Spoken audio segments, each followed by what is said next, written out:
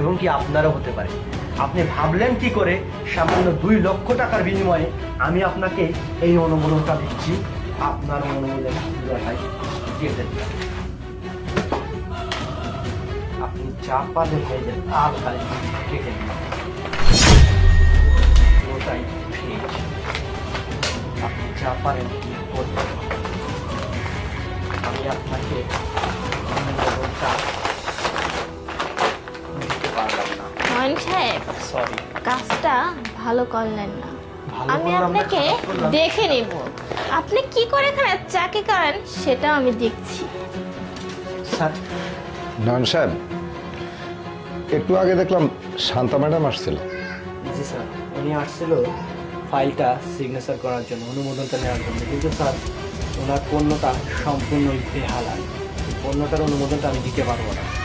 শুনুন, আপনি নিজে তো একজন সৎ কর্মচারী, আপনি অন্য যারা আছে তারাও যে কোনো কিছু করবে, একটু ঘুষ টুস খাবে, একটু নিজের তো ভালো মন্দের জন্য পৃথিবীতে চলতে হলে তো টাকার প্রয়োজন, তাই না?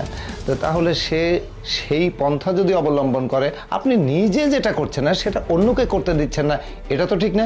আর এভাবে যদি করেন তাহলে কিন্তু আমি আমার এখান থেকে আপনাকে কিন্তু অব্যাহতি দিতে বাধ্য হব। যেটা সৎ, যেটা সঠিক, আমি সেটার পক্ষেই থাকবো। আমার কপালে যা আছে তাই হবে। তাই বলে আমি ঘুষ খেয়ে ভেজাল পণ্যের অনুমোদনটা দিতে পারবো না স্যার। ও, তার মানে আপনার সাজেশন নিয়ে আমাকে কোম্পানি চালাতে হবে না? আচ্ছা ঠিক আছে, আমি দেখব।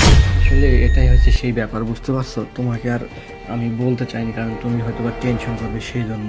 ও, বুঝতে পারছি।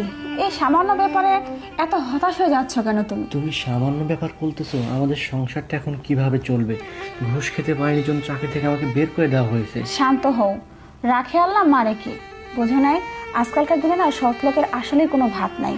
তবে সৎভাবে কিভাবে তোমাকে বাঁচতে হবে সেই পথ আমি তোমাকে দেখিয়ে দিচ্ছি। তুমি থাকো, আমি আসতেছি। আরে কোথায় যাচ্ছ প্রিয়া? শোনো প্রিয়া, কোথায় গিয়েছিলে? এই নাও, ধরো। এগুলো? হ্যাঁ এগুলো তো অনেক ভারী। হ্যাঁ, অনেক ভারী। যখন তোমার চাকরি ছিল তুমি আমাকে প্রত্যেক মাসে হাত খরচের জন্য টাকা দিতে, এমনকি সংসার খরচের টাকা থেকেও আমি কিছু কিছু করে টাকা জমিয়ে মোটামুটি 2টা ব্যাংক মিলে 50,000 টাকা তো হবেই, মানে আমার বলতেছো তুমি? আইডিয়া। শোনো, সামনে তো 2 দিন পরে রমজান মাস শুরু হচ্ছে। তুমি এই ব্যাংক দুটো নিয়ে যাও, ভেঙে যে টাকাটাই আসুক না কেন সেটা দিয়ে তুমি ছোটোখাটো করে একটা ব্যবসা শুরু করো। এই যেমন ধরো, তুমি কিছু ফলের ফল নিয়ে এসে ফলের দোকান দিলে বা কিছু ইফতার আইটেম রাখলে, এভাবে তুমি ব্যবসাটা রানিং করো।